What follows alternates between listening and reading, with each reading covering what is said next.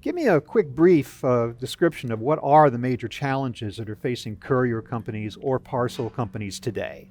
Sure. The biggest challenges that they're facing is the capacity problems, because as the e-commerce boom has gone even more with the whole advent of the COVID pandemic, they are struggling to find the right kind of capacity in order to meet the demands. And that's where we see a lot of the carriers dropping a lot of the loads, even for some big retailers, primarily because they don't see the cost benefit in terms of satisfying all of those.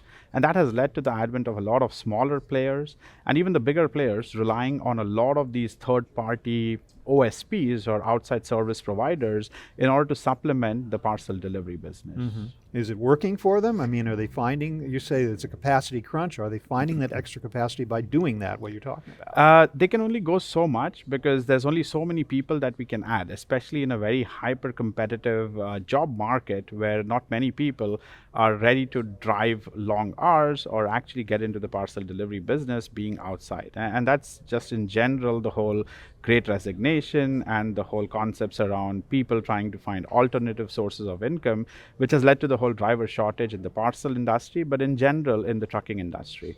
So they have tried to do that by having more 1099 vendors, by giving them offers and trying to entice them to join this whole parcel delivery army that they're trying to create. But without technology, without additional sources of trying to find more efficiencies, that's always going to be lacking. And that's where we see a lot of our customers even trying to look at innovative solutions to see how they can supplement capacity crunch with actual other solutions.